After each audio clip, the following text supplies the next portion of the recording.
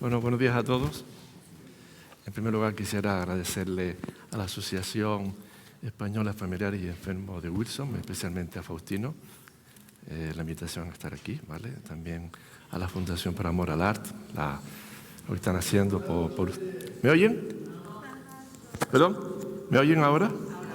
Gracias a todos ustedes y, por supuesto, a Carmen Espinoz por estar aquí y a mi amigo y compañero Luis, que viene de Las Palmas. Voy a hablar un poquito de la experiencia. Ya antes he hecho una charla estupenda a la compañera, con lo cual hay parte de lo que voy a hablar que me saltaré para ser más y no repetirnos. Y no sé que me toque la campana antes de tiempo, ¿vale? Bien, esto lo voy a pasar, ya lo conozco. Solamente quiero que tengan este dato. 1,30.000 de prevalencia, 1,90 de portadores, ¿vale? Para que vean la diferencia que tenemos con Canarias, en nuestra isla, en Gran Canaria, la prevalencia que tenemos tan importante. Bien, ¿a qué edad empieza la enfermedad de Wilson? Cuando se acumula el cobre, ¿no? ¿Y a qué edad se acumula el cobre? Cuando empieza el niño a hacer alimentación complementaria. ¿A partir de qué edad? A partir de los 6 meses de edad, ¿vale? Entonces se puede diagnosticar muy tempranamente, ¿vale? Bien, el cobre ya sabe que es una metaloenzima que nosotros tenemos que tomar una pequeña cantidad, que se elimina posteriormente a través del hígado, lo he explicado muy bien, a través de la bilis, ¿vale? Ese cobre es necesario para el organismo, pero en ustedes, ya saben los pacientes, que es tóxico porque hay un cúmulo mayor de que le corresponde. Bien, aproximadamente una persona toma de 1 a 2 miligramos al día de cobre al día, aproximadamente, de lo cual se elimina prácticamente todo, pequeñas cantidades son las que quedan. Y 0,75 de mantenimiento aproximadamente, ¿vale? ¿A qué edad se empieza a aparecer la enfermedad de Wilson? Bueno, nosotros tenemos niños diagnosticados con 3 meses de edad, ¿vale? Con 2 meses, con 1, que son familiares, ¿vale? De niños lo diagnosticamos muy rápidamente, ¿vale?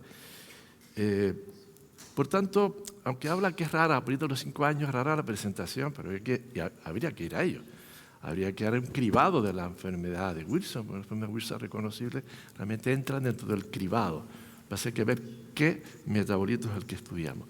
Bien, hay casos descritos de niños con 9 meses de edad, con hepatopatía avanzada, como este caso que encontraremos a mostrar en ellos. O sea, que tampoco hay que desdeñar el que puedan aparecer Wilson en niños pequeñitos con formas avanzadas de la enfermedad. ¿Cuál es la clínica que aparece a la edad pediátrica? Estamos hablando de niños. Y los niños no son hombres en miniatura, ¿vale? Los niños son distintos. Y un niño no es igual a un lactante que un escolar, que un preescolar, que un adolescente. Son distintos en su forma de presentación, ¿vale? Lo sabemos todos los pediatras, los residentes que están con nosotros.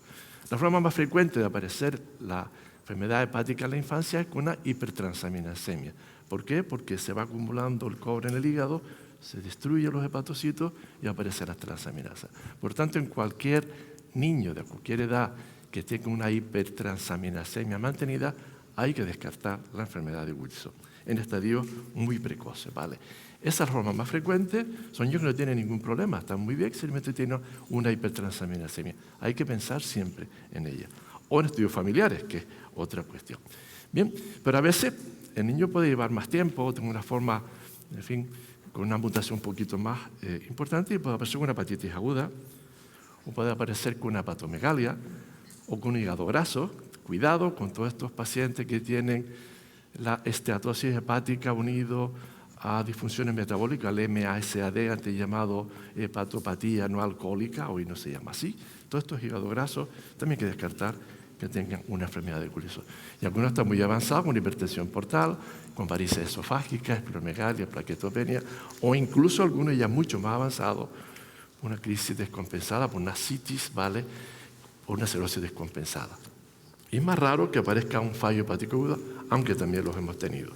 Ese paciente de 16, 17 años que pueden tener que el diagnóstico se ha tardado en realizar. Realmente, estos pacientes tenemos que diagnosticarlos ustedes muy tempranamente.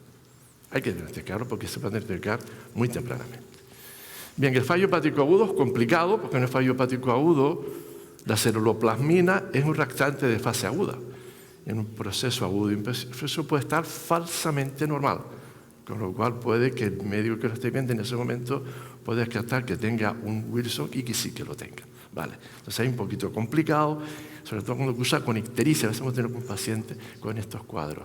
También se puede asociar se puede asociar con anemia hemolítica, CUM negativa, hay algunas maneras de diagnosticar a estos pacientes fallo hepático agudo, retinopatía normal, pero si tiene una transaminasa no muy elevada, inversión de la AST-ALT, o sea, la ALT que está más elevada, la AST es una acción mitocondrial, cuando está muy alterado el hígado está más elevada. Esa disfunción que pueden tener unido a un falsa hiperbilirrubina o debajo de 4 puede hacer sospechar que puede ser un Wilson en estas formas primarias de la enfermedad, que la célula plasmina la podemos tener normal. ¿Me explico? ¿Vale? No sé si me voy entendiendo, creo trabajar un lenguaje lo más cercano posible. Bueno, se dice, bueno, los niños con enfermedad de Wilson, la enfermedad neurológica, es muy tardía. No, incierto. Más del 50% de ellos, veremos posteriormente, pueden tener ya manifestaciones psiquiátricas o trastornos de la conducta. Ven, la mayoría son por depósito, ya lo ha explicado muy bien la compañera, depósito del cobre en los ganglios basales, el lenticular y el putamen, pero 15% cursan la edad pediátrica. Hemos tenido niños con 10 11 años que pueden tener disartria, distonía, temblor, ataxia, rigidez, lo que se llama el Parkinson juvenil, ¿vale? Pero es que anteriormente, ven ustedes, esto es una publicación, un metaanálisis, con una revisión sistemática, donde encontramos que realmente la enfermedad de Wilson hay que pensar también entre otros trastornos psiquiátricos o trastornos del movimiento, ¿vale? Que a veces queda sin diagnosticar, ¿vale? Bueno, los niños pueden tener ya una serie de problemas, ¿vale? Cambio de carácter, más rendimiento escolar, cambio de comportamiento, la habilidad emocional, que ya se puede tener 5, 6, 7 años. A veces piensan en el hipotiroidismo, hay que descartar que tengan. Entonces, todos estos niños que en el colegio no van bien, hay que descartar que empiecen otros. Otros pueden tener, son más importantes, como demencia, trastornos cognitivos, trastorno obsesivo-compulsivo, el TOC, depresión, ansiedad. Tienen que estar, porque todos estos quedan dentro del cribado, mal llamado screening, es un término anglosajón, me habla de cribado, ¿vale? Pueden tener, está infradiagnosticado. Y prácticamente el 50% de los pacientes en la infancia pueden cursar con trastornos de la esfera neurológica, ¿vale? ¿Vale? Esto es importante, ¿vale? Entonces, en el cribado de cualquier pediatra que vea un niño que va a amargamiento escolar, que tiene trastorno, siempre hay que hacer un cobre sobre como he explicado, como primer punto de partida, ¿vale? El anillo de Keisser-Fleischer, ya lo explicó la compañera, ese anillo dorado, no es patognomónico de la enfermedad de Wilson, pueden aparecer en otras enfermedades. En la infancia es muy raro aparecerlo, más tardías que podemos encontrar, y a veces pueden aparecer también cataratas.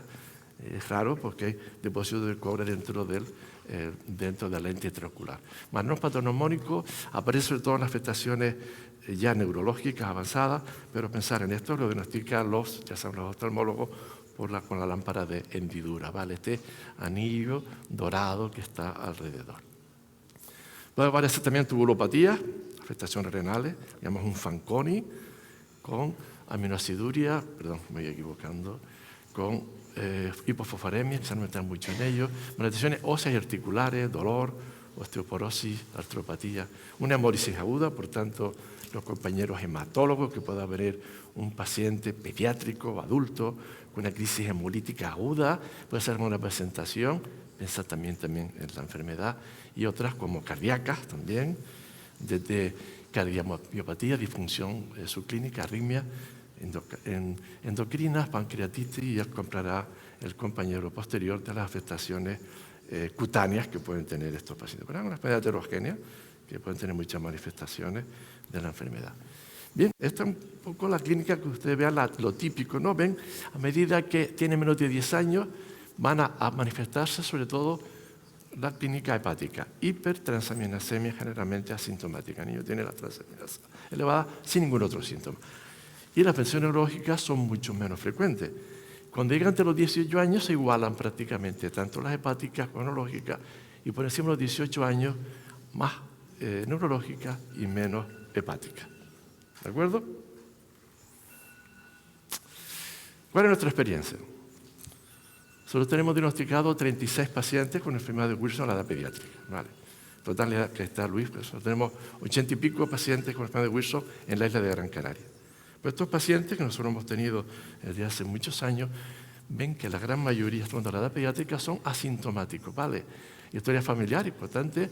Puede haber síntomas digestivos, de dolor abdominal, si hepática aguda, algún paciente hemos tenido, o hepatitis colestásica, cuidado, hepatitis colestásica en amarillo, ceruloplasmina normal, falso ceruloplasmina normal, es un tratamiento de fase aguda y es un Wilson, hay que pensar en ella, volver, porque al cabo del tiempo sí que tiene un Wilson y puede que pensemos que no lo pueda tener, ¿vale? Síntomas neurológicos, extrapiramidales, disartria, dislalia, retraso del lenguaje, parestesia, visión borrosa, alteraciones de la conducta. Hemos tenido retraso educativo, en ello de Kayser-Fleischmann que encontramos mucho más tardíamente. Pues bien, esta es nuestra experiencia en todos estos años que encontramos. El más joven diagnosticado con 3 meses de edad y el mayor con 14 años, ¿vale? Pero este niño con 3 meses efectivamente son varios hermanos y ya nada más nacer ya fuimos al diagnóstico sobre la marcha, ¿vale? Con esto, ¿vale? Importante, ¿vale? El diagnóstico no voy a entrar mucho en ello, lo ha explicado perfectamente la compañera. La base va a ser principalmente con la ceruloplasmina, cuidado con ella, ¿vale? Los cobres, el intercambiable, el cobre en orina, cobre en tejido hepático y biopsia, que no vamos a hacer prácticamente nunca, ¿vale? Estos casos muy especiales y el estudio en estos pacientes, ¿vale? Vamos a entrar aquí solamente en ellos, recordar que antes pasábamos prácticamente, hace muchos años, biopsiábamos a los niños, pero hoy en día vamos directamente al estudio molecular, ¿vale? Que tenemos que encontrarlo casi siempre en todo. Muchas gracias a todo el equipo de Las Palmas, al profesor Tugores, a Carmen Espinoz, que tenemos todos estos pacientes que encontramos. Encontramos ahí bastante prevalente, tenemos una mutación que lo explicaremos, pero hace poco hemos tenido un niño con una mutación que es padre de origen pakistaní, ¿vale? Y curiosamente viene allí y también hemos encontrado una mutación, no es de nuevo, seguro que la tienen, pero no se había diagnosticado previamente. Estos son los pasos con el criterio de Leipzig que ha explicado, que es igual en la infancia. Quizás, como novedades que también he explicado, quizás está hoy en día en boga, ¿vale? Los péptidos del ATP7B, ¿vale? Estos péptidos que se están mirando ahora, como pueden ir, quizás otros, la compañera Carmen Espinoz, los microRNAs, microRNA, a un estudio que hemos colaborado nosotros con ella, con nuestros pacientes, que estamos ahí en adultos, en niños, los neurofilamentos y otras más que están hoy en día para simplificar más el diagnóstico. Quizás esto habría que pensar si esto podría ser el cribado neonatal. No se puede determinar la ceruloplasmina en el cribado neonatal, porque la ceruloplasmina no se empieza a producir a partir del 7º, 8º mes de vida. Entonces, como no se produce, no podemos hacer ese cribado. Quizás esto hay que ver el estudio coste-eficacia. ¿Y por qué se debería cribar la enfermedad de Wilson? Hay que cribar todo lo que se pueda. Ahora mismo en Canarias vamos a tener casi 50 enfermedades para cribar, de muchas, ¿vale? Todo el país ya sabe que había unas disfunciones, pero en todas las comunidades, unos sí y otros no, pues tenemos que ir cribando. Hay que cribar todo lo que se pueda, ¿verdad? Pero entonces, desde un punto de vista económico o coste efectivo, ¿vale? Tiene que ser un programa importante de salud. ¿Lo es? ¿Sí? ¿Están ustedes aquí? Están todos aquí. ¿Tiene una historia natural conocida? Claro. Estamos hablando. Aquí hay patólogos, aquí hay de adultos, estamos pediatras, estamos investigadores. ¿Tiene un periodo de latencia realmente largo también? ¿Vale? Tratamiento eficaz también. Entonces hay que cribarlo. ¿Vale? Vamos a buscar cuál es el método para cribarlo. ¿De acuerdo? Y si se criba, entonces sí que se puede mirar todo esto. Esto es un punto y entonces a los investigadores les invito a que sigan mirando a ver, porque ya puede ser esto, el cribado neonatal. La ceruloplasmina se podría determinar, que en Canarias hemos tenido mucho por haber de Tugores y de Luis, de querer hacer un cribado poblacional a partir de los 4 años de edad, quizás con la ceruloplasmina. Bien, solamente unas nociones. Ya Luis García Villarreal publicó en el año 2000 una serie de pacientes canarios. En ese momento todos Tugores trabajaba en Estados Unidos y se mandó una mutación que se había descrito en Estados Unidos, la L708P. Eran 24 pacientes de 17 familias y tenían esta mutación, ¿vale? Muy prevalente en el Canario. 1/30.000 población general. En la isla de Gran Canaria, 2.600. En una determinada área de Gran Canaria, ¿vale? Bueno, posteriormente hicimos un estudio en niños y curiosamente los niños pues también tienen esta mutación, L708P, la mayoría de ellos homocigotos para la edad. Posteriormente otra publicación conjunta que hemos hecho de todos estos pacientes, hay 70 familias, 70 pacientes, ahora y más, diagnosticados solo en la isla de Gran Canaria, una prevalencia global de 1,12.369, esa zona de la isla 1,238 y portadores 1,28, ¿vale? Para que vean la frecuencia que podemos tener quizá. ¿Y por qué pasa esto en Canarias? Bien, recuerden que esta mutación, el 708P, es la más frecuente en Gran Canaria, 75%, por aquí en las Islas Canarias, estamos al lado, las Islas Españolas, de mucha honra de ser españoles, ¿vale? ¿De acuerdo? Estamos aquí al lado, ¿vale?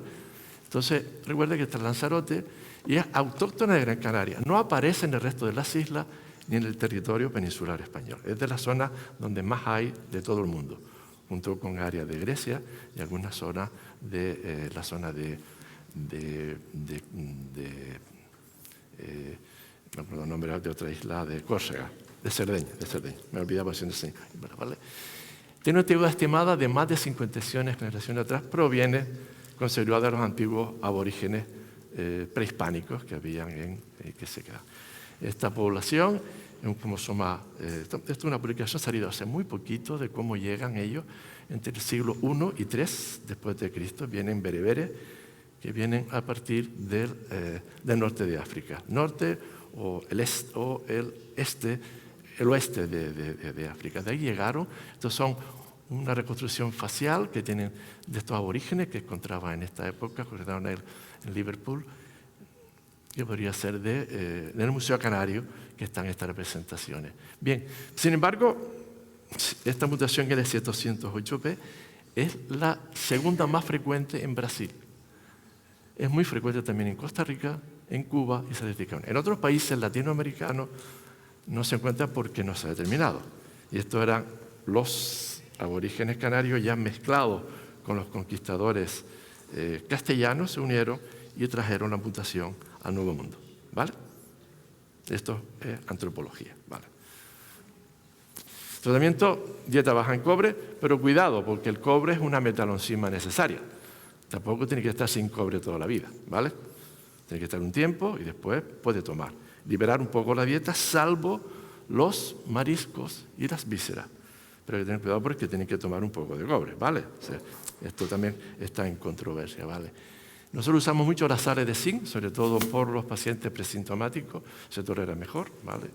Algunos pacientes tenemos que estar de entrada con cobre y algunos que con el zinc con el tiempo no van bien, tenemos que pasar al cobre y mezclar los dos durante un tiempo, bajando y subiendo hasta que se quede solo con uno. La triantina la usamos, ya han explicado ahora estas formas nuevas de medicación, aquí son las operativas, lo usamos en determinados casos. También hay que ver el coste-eficacia, porque claro, son medicamentos muy caros, la triantina, mientras la que penicillamina es mucho más barato. Una investigación en la que nosotros participamos, el tetramolibdato, terminamos un ensayo clínico con nuestros pacientes y se demostró posteriormente que había una falta de eficacia y se ha retirado del mercado. Este medicamento no está, por supuesto, el trasplante hepático y la terapia génica que nos hablará. Estos son todo el campo. Ven que no tenemos amparo, solo usamos bastantes niños que están con monoterapia, con sales de zinc, y muchos llegan a la etapa de adultos solo tomando zinc.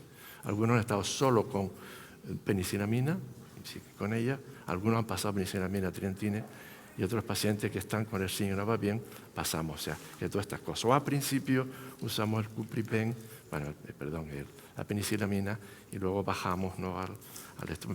Esto ya es un poco de experiencia de cada uno. Tratamiento. Pronóstico. Sin tratamiento es fatal la enfermedad, ¿vale? Los presintomáticos, las transaminasas se suelen normalizar de 1 a 2 años. Si no se normaliza, la causa más frecuente es que no tome la medicación. A veces los chicos la esconden, no la tienen, no la toleran bien y la esconden, ¿vale? Sobre todo para adolescentes, porque la esconden. Los chicos a veces pueden pasar todo esto. Cuando hay una patopatía avanzada, el 50% responden al tratamiento. Y en algunos casos se necesita un fallo hepático, el trasplante hepático frecuente. Como en nuestro medio es relativamente frecuente la enfermedad y todos los residentes que se forman con otros, en cuanto hay un niño con hipertensión, ya no vienen al hospital diagnosticados por el pediatra de primaria, porque ya ha pensado en la enfermedad. Hemos tenido raro, pero nos da pena a veces que vengan niños con 17, 18 años casi un fallo hepático, porque tenemos que buscar el cribado temprano de la enfermedad. Vale.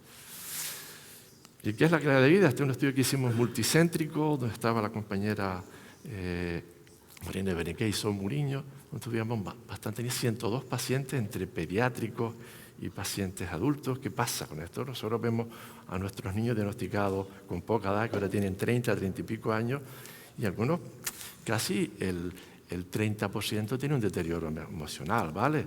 Tienen depresión, ansiedad, y solo un 22,5%, según este estudio que nosotros hicimos, tiene una buena adherencia al tratamiento. A veces es pesado. Entiendo que para una persona que ya está de niño todos los días tomando un medicamento, pues no es nada agradable. Bien. Bueno, pues nada más. Comentarle que la hipertalasemia sintomática es la forma más frecuente de pacientes en la infancia, ¿vale? Que hay que descartar la enfermedad de Wilson en cualquier hepatopatía crónica. Médico que ve a un paciente, ¿verdad?, tiene que descartarlo en esto. La paciente heterogénea, como ya vimos, no es igual en todos los pacientes. Que la clínica neurológica y psiquiátrica está infradiagnosticada, al menos en la infancia, ¿vale? Hay más que quedan un poco escondidos. Que el estudio molecular es donde vamos, que no hacemos biopsia, de cuando nosotros hacíamos antes. Ahora no biopsiamos a los pacientes porque tenemos muy buenos genetistas que nos acaban buscando la mutación y buscamos al diagnóstico. La primera biopsia es cruenta, el niño hay que pincharlo. Recuerden que los niños tienen un derecho. Doctor, por favor, no me pinche, no me moleste todo lo que pueda. Manténme y diagnostícame con tu fonendo y con tu conocimiento, ¿vale?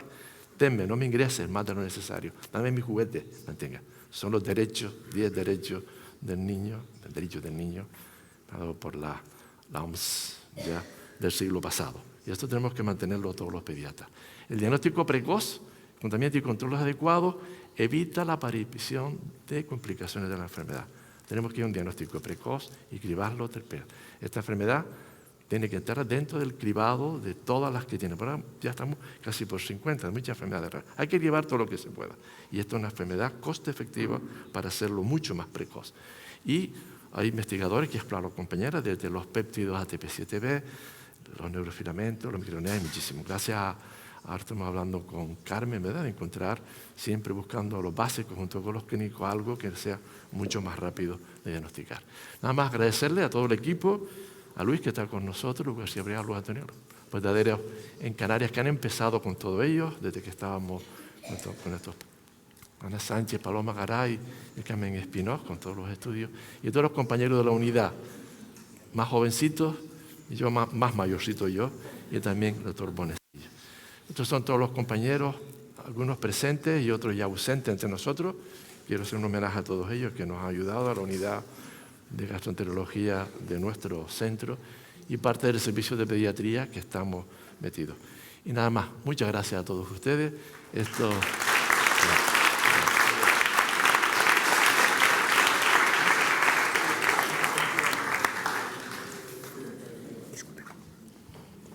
Muchísimas gracias, Luis. Como sabéis, las preguntas serán al final.